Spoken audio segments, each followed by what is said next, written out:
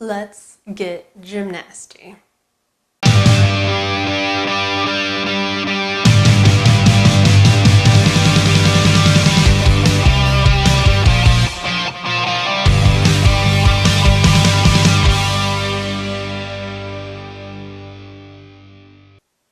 Welcome everyone to our gymnastics-based workout for the week. Every Thursday we do a more gymnastics-y type workout. I know every day we do body weight workouts, but on Thursdays we do workouts that tend more towards the gymnastics side of things, so handstands, rolls, that sort of thing. But of course, we're always going to build up to that over time.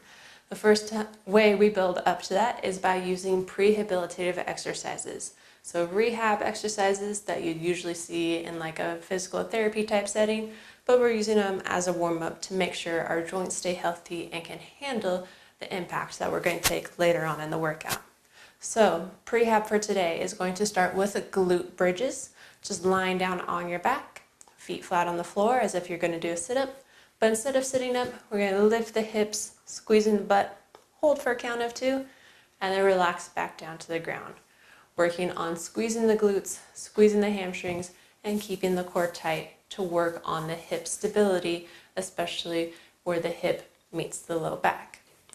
After that, our YTWs, we're leaning forward and then lifting our arms up into Y position, out to the side in a T, and then making a W as well.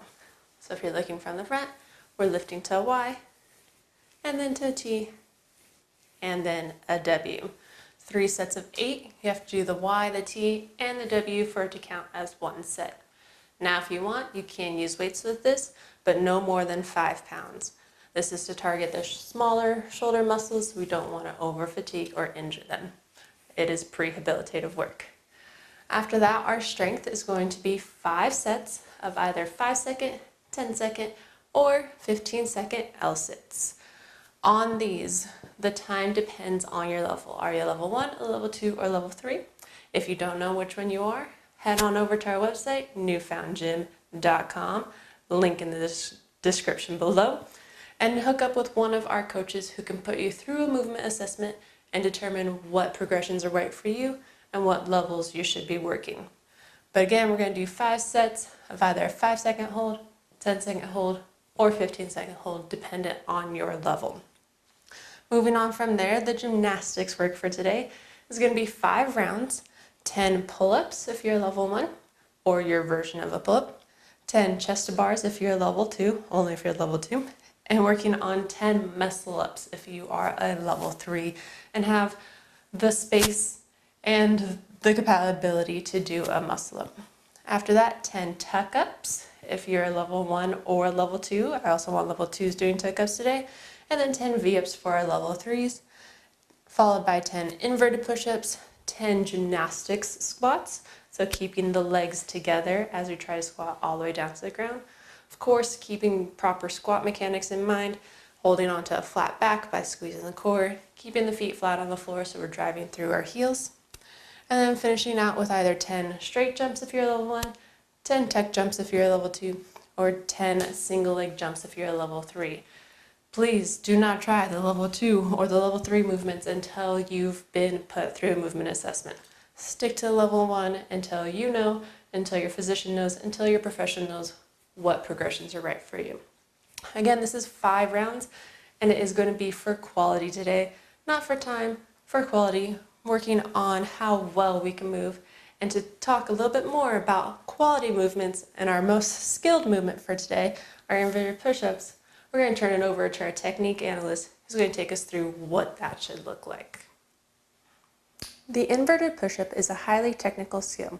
It should only be performed if you are capable of doing the movement and have been assessed by a professional, and if you are comfortable with being upside down. Being upside down can be very disorienting.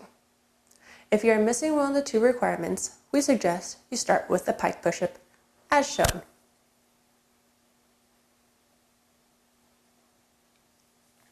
If you are capable and confident with being upside down to perform an inverted push-ups, then the push-up should look as follows.